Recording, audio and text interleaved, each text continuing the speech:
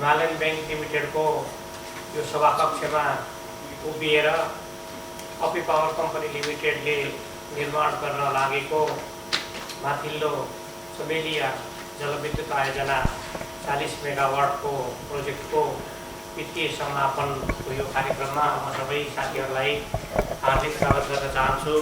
दिनमा हाम्रो समूहले निर्माण सञ्चालन गरेका 7वटा जलविद्युत आयोजनाबाट 57 मेगावाट बिजुली हामीले राष्ट्रिय ग्रिडमा आजको दिनमा प्रवाह गरिरहेका छौँ र हाम्रो यो कम्पनी साथसाथै सोलरका आयोजनाहरू पनि निर्माण गरिरहेको छ र हाम्रो एउटा सहायक कम्पनीले निर्माण गरेको बुटवलको तिलोत्तमा नगरपालिकामा निर्माण भएको 8.5 मेगावाटको सोलर आयोजना आगामी हप्तादेखि राष्ट्रिय ग्रिडमा प्रवाह हुने कुरा पनि म यहाँ निवेदन गर्न चाहन्छु र हामी नवीकरणीय ऊर्जामा सुरुदेखि अहिलेसम्म अनवरत रूपमा कार्यरत छौँ र हामी अरुण भ्याली हाइड्रो पावर समूहबाट परिचित छौँ र अरुण भ्यालीले सृष्टि गरेको चिजमाथि टेक्दै फैलाउँदै हाँगाबिँगा फिजारेर हामीहरू यो व्यवसायमा लागिराखेका छौँ। 4-5वटा भर्टिकल मार्फत हामी काम गरिराखेको छौँ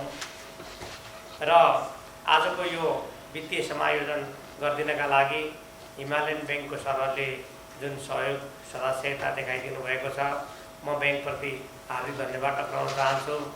यस्तै गरिकन कर्मचारी सञ्चय कोष, राष्ट्रिय वाणिज्य bank, Nepal bank limited, Nepal Bangladesh bank, century commercial ब्याङ्कले हामीलाई सहभागी भएर यो कार्यमा लाग्न सहयोग गरिदिनु भएको छ। हिजो मात्रै पनि आफू खोलामा एउटा 25-25.5 मेगावाटको प्रोजेक्टको वित्तीय समापन भएर गएको छ र म आज उपस्थित हुनुभएका साथीहरूलाई म के निवेदन गर्छु भने जलविद्युत बनाउने धेरैवटा कम्पनीहरू छन्, धेरैवटा डेभलपरहरू छन्। त्यसमध्ये खोलामा गएर हातखुट्टा चलाएर साइडमा आफै काम गर्ने कम्पनी चाहिँ हामी हौँ भन्न म गर्व गर्न चाहन्छु र 22 वर्षदेखि हामी यो सेक्टरमा अनवरत रूपमा नबिसाइकन काम गरिराखेको छौँ र हामी यो प्रोजेक्ट अरूलाई काम गराउने होइन, आफै काम गर्ने र त्यही अनुसारको काबिलियत हासिल गरेर यसै क्षेत्रमा विशिष्टता हासिल गरेर हामीले भर्खरै मात्रै 25 मेगावाटको आयोजना निर्माण सम्पन्न गरेर सञ्चालन गरिरहेका छौँ र यो त्योभन्दा पनि ठुलो 40 मेगावाटको आयोजना छ।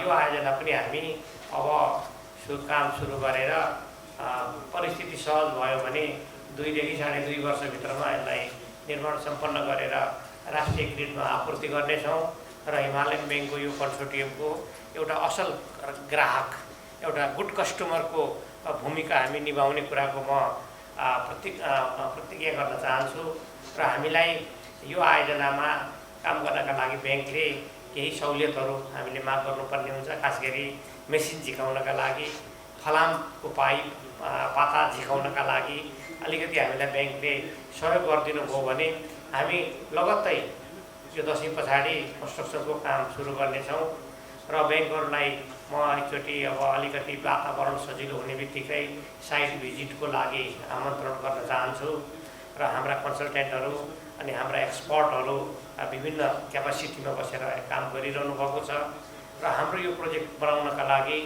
क्लिन इनर्जी कन्सल्ट कम्पनीका तर्फबाट डिजाइनको काम भएको छ अनि भारतीय कम्पनीहरूबाट यसलाई अप्टिमाइजेसन गर्ने कामहरू भएको छ र अब निर्माण गर्ने क्रममा हामी राम्रो ठुलो कम्पनीहरूलाई काममा लगाएर यो आयोजना सम्पन्न गरेर म यो हिमालयन ब्याङ्कको नाम हिमालभन्दा माथि रोशन गर्न चाहन्छु र यसका लागि सरहरूले गरिदिनु भएको यो सहयोग, यसका लागि म कम्पनीका तर्फबाट र मेरा आफ्ना व्यक्तिगत तर्फबाट यो ब्याङ्कको कन्सोर्टियमलाई हार्दिक धन्यवाद दिन चाहन्छु।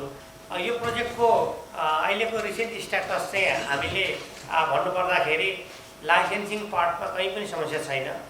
यो प्रोजेक्टको समावेत अध्ययन, विस्तृत अध्ययन, विद्युत खरिद बिक्री सम्झौता, वातावरणीय प्रभाव अध्ययन, मूल्याङ्कन भएको छ।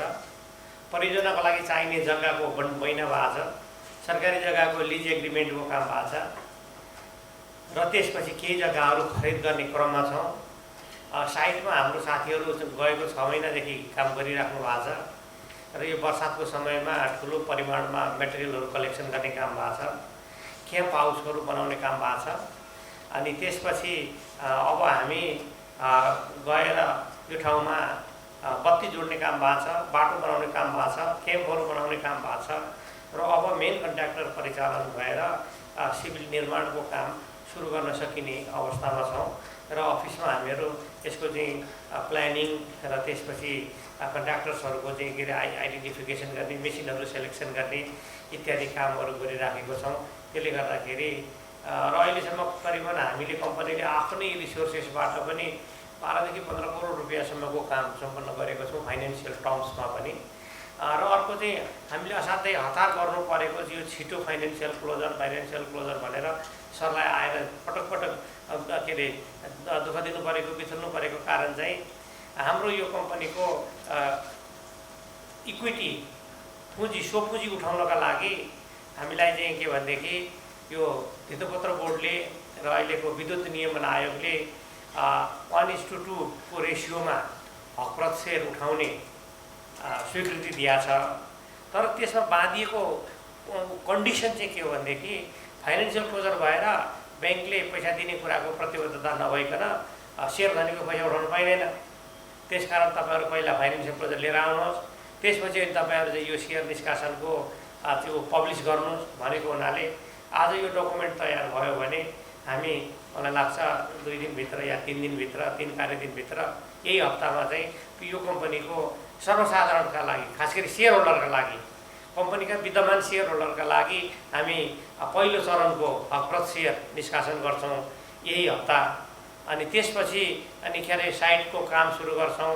त्यसपछि त्यो साइटको वर्क प्रोग्रेसको आधारमा दोस्रो हकप्रत सेयर पनि हामी निष्कासन गर्नको लागि स्वीकृति त अलरेडी छ, निष्कासन गर्नका लागि पूर्व अनुमति पाएर अगाडि जान्छौँ र यो विधिबाट हाम्रो 222 करोडको इक्विटी रेज गर्नुपर्ने भएको हुनाले हामीले त्यो समय छोप्नका लागि बारम्बार लिड ब्याङ्कसँग अनुरोध गरेका हौँ।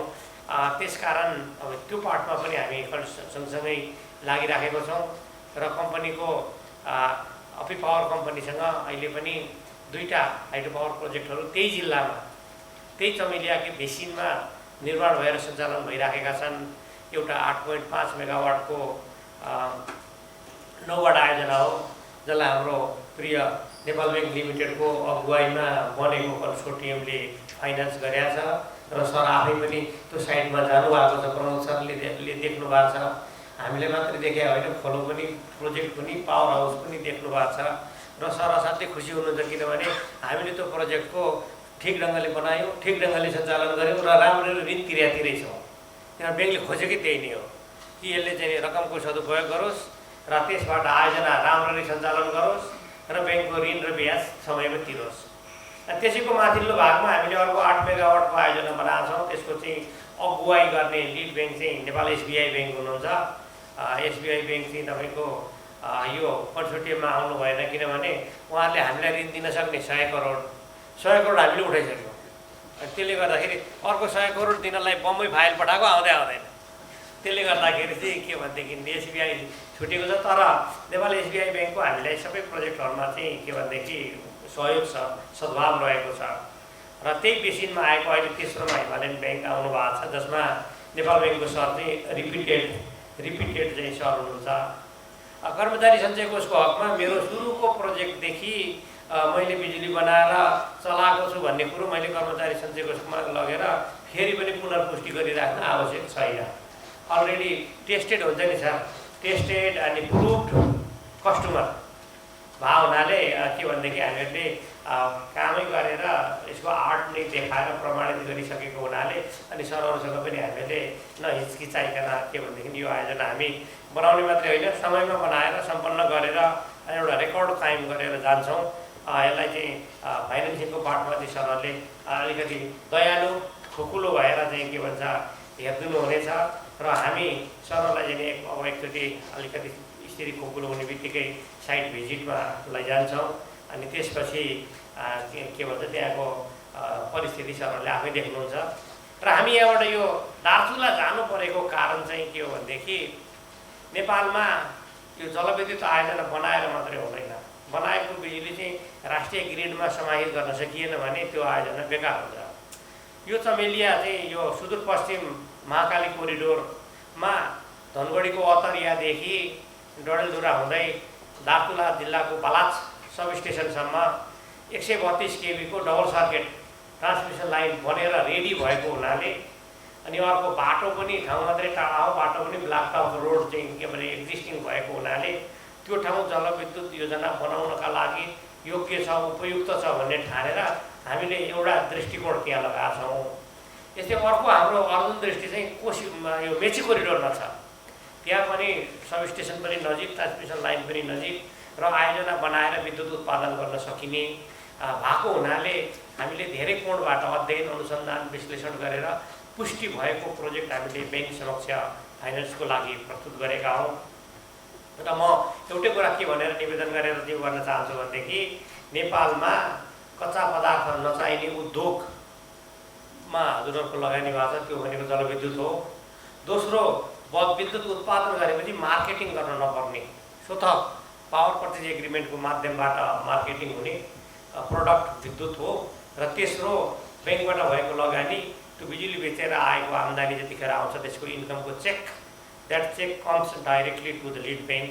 त्यसले गर्दाखेरि लगानीलाई सुरक्षित ढङ्गले व्यवस्थापन गर्न सकिने र हामीलाई पनि यो अरू उद्योगहरूभन्दा पनि देशमा बिजुली बालेर त्यसको आसपासमा उज्यालो भएको देख्दाखेरि मैले पनि राष्ट्र निर्माणमा केही योगदान गरेको छु अथवा मेरो परिश्रम पनि देश विकासमा योगदान भएको छ र सँगसँगै सानो मात्रामा भए पनि व्यवसाय भएको छ भन्ने कुरा म निवेदन गर्न चाहन्छु।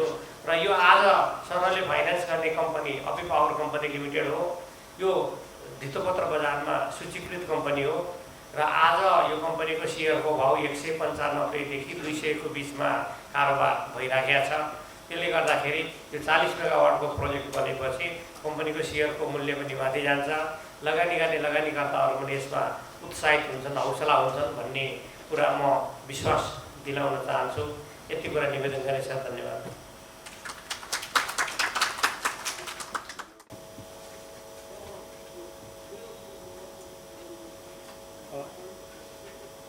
सर्वप्रथम त सबै डेभलपर र फाइनेन्सियल इन्स्टिट्युसनलाई बधाई छ क्लोजरको। टु मुभ अन, यो पछिको फर्दर एजेन्डामा चाहिँ अब हामीले जुन हिसाबले उहाँहरूले यो लकडाउनकै परिस्थितिमा पनि हामी सबैजना, उहाँहरू मात्रै नभन्नु सबैजना लागेर आज यो क्लोजरको उसमा पुर्याएका छौँ हैन। उहाँहरूको स्पिड पनि एकदम ऊ छ, पुरै म त जहिले पनि उहाँहरूलाई भन्छु हैन, 5th गियरमै दौड्नुहुन्छ तपाईँहरू भनेर। हामी पनि त्यसरी नै दौडेको छौँ। हामीले पनि पक्कै हामी एफआइजहरूले पनि त्यसरी नै सपोर्ट गरेका छौँ र त्यसैको लागि चाहिँ अब सर्वप्रथम त उहाँहरूलाई राइट सेयर इस्यु गर्नुपर्ने डेडलाइन मिट गर्नु थियो। त्यो आजको डेटमा फ्यासिलिटी एग्रिमेन्टको कपी पाएपछि उहाँहरूलाई जुन प्रोसेस अगाडि बढ्छ, सायद 3 दिनभित्रमा उहाँहरूको राइट सेयर चाहिँ इस्यु हुन्छ। र हाम्रो फाइनेन्सिङको पनि मेन बेस, किनभने भोलि 30% जुन उहाँहरूले अपफ्रन्ट इक्विटी ल्याउनु पर्ने छ त्यो राइट सेयरबाटै ल्याउनु पर्ने छ। त्यसको लागि बाटो खुलेको छ र हाम्रो शुभकामना सक्दो छिटोभन्दा छिटो त्यो सब्सक्राइब भएर 30% इक्विटी चाहिँ जम्मा हुन सकोस्। र फर्दर यसैलाई नै अनि प्रोजेक्ट डेभलपमेन्टको लागि आरसिओडी हाम्रो 2079 फागुन होइन, फागुनमा छ। फागुन भनेपछि करिब आजबाट हेर्दाखेरि 2 वर्षको टाइम करिब, किनभने अब अहिले सिचुएसन पनि यस्तो छ। हुन त यो सिचुएसन कहिले हुन्छ, तर हाइड्रो पावरहरूमा केही हदसम्म काम भइरहेको हुनाले हामी आशावादी छौँ त्यो डेडलाइन मिट होला। तर यो स्केलको प्रोजेक्टलाई पर्याप्त समय त चाहिन्छ नै, त्यसैले 2 वर्ष एकदमै टाइट छ।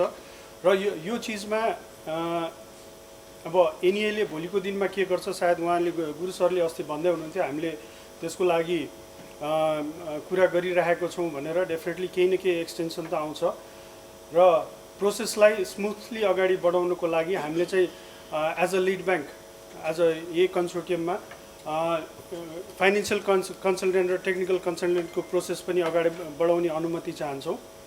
हामीहरू त्यसको प्रोसेस अहिले छिटै नै सुरु गर्छौँ। र सँगसँगै यसमा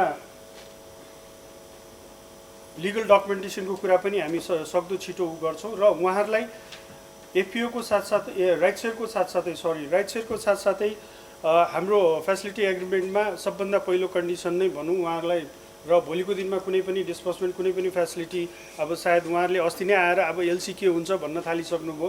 त्यसको लागि सर्वप्रथम त यहाँहरूले ल्यान्ड एक्विजिसनमा ल्यान्ड किन्ने प्रोसेसमा अगाडि बढ्नु पर्यो हैन। यो चाहिँ अब हाम्रो एसएलईको अनुसार नै 45 डेज भित्रमा यहाँहरूले प्राइभेट ल्यान्डहरू चाहिँ अक्वायर गरिसक्नुपर्ने भन्ने छ र त्यो पछि हामी डिस्बर्समेन्टमा जानुपर्ने प्रोसेस अगाडि बढ्छ। एलसी पनि खुल्ला, एलसी इनरलाई पनि हामीले इस्टाब्लिस गर्नुपर्ने हुन्छ। त्यसको लागि पनि हामीहरूले लिगल डकुमेन्टेसन र यो उसको हामीहरू प्रोसेस सुरु गर्छौँ र यो कन्सल्टेन्ट हायरिङको लागि पनि छिटै नै हामी प्रोसेस सुरु गरिहाल्छौँ। त्यसको लागि चाहिँ as on behalf of consortium lead ब्याङ्कले चाहिँ अनुमति मागेको हो।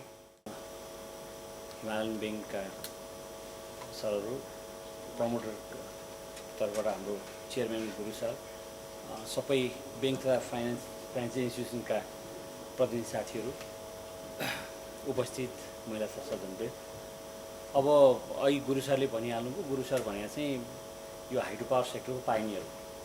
हामीले धेरै अगाडि 20औं वर्ष अगाडिदेखि सुनिरहेछौँ है। उहाँले चाहिँ यो डेभलप गरेर एक हिसाबमा भन्यो भने हाइड्रो पावर सेक्टरलाईमा चाहिँ अहिले जति आइरहनु भएको छ पछिको दिनहरूमा उहाँहरूको पनि गुरु। त्यस कारणले गर्दाखेरि अब डेभलप हुन्छ, छिटो हुन्छ, उहाँहरूले देखाइसक्नु भएको छ आफ्नो काममा र हामी के आशा गरिरहेछौँ भने यो प्रोजेक्टमा पनि अवश्य नै भनेकै समयमा चाहिँ यो पुरा हुन्छ भन्ने छ। त्यसो भएर नै हो यो अघि भन्नुभयो यहाँ साथीले पनि कि यो 5th क्लियरमा नै यो एसएलए पनि भइरहेछ। अब त्यसका केही समस्याहरू पनि छन्, जस्तै चाहिँ ल्यान्ड एक्विजिसनको कुरा छ, केही कुराहरू चाहिँ लिगल कम्प्लाइन्स गर्ने कुराहरू पनि छ। त्यसको हामीले एउटा चाहिँ यो एसएलए गर्दाखेरि नै हामीले सब्जेक्ट टु एउटा कन्डिसन्स पनि राखेका छ। त्यसको अर्थ के हो भने यो टाइममा नै पुरा होस्। यो भोलि चाहिँ त्यस्तो रेगुलेटरहरूले हेर्दाखेरि पनि तपाईँहरूले राखेको कन्डिसन्सको टाइमहरू चाहिँ किन कम्प्लाई भएन भन्ने चाहिँ इस्युज नआओस् भन्ने हिसाबमा हो।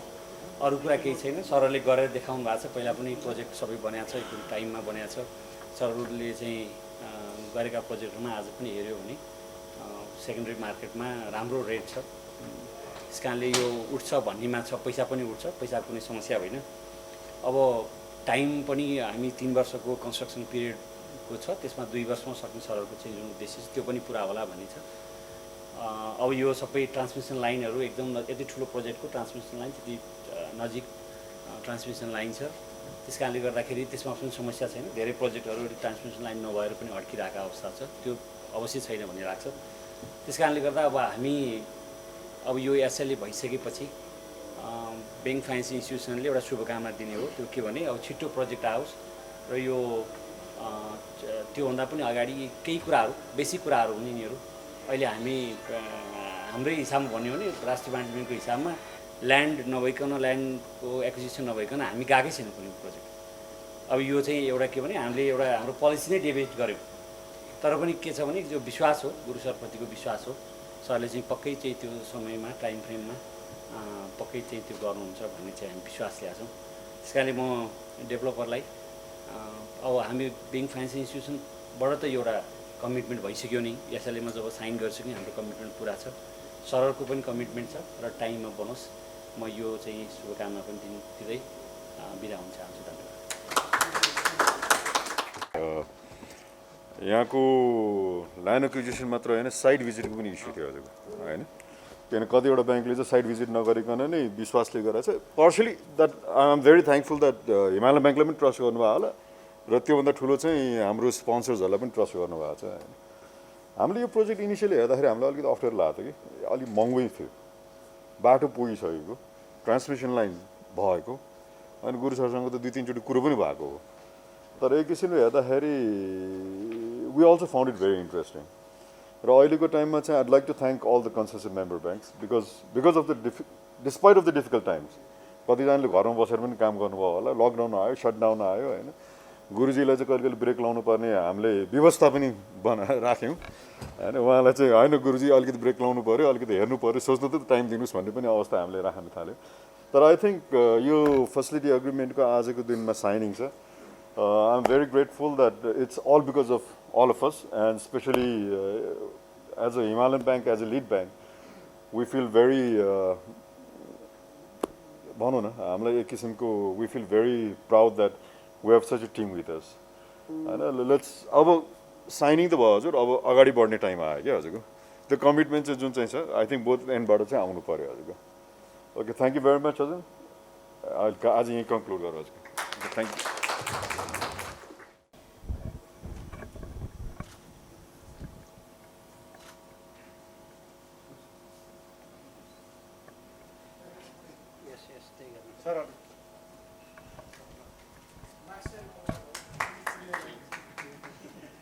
Senior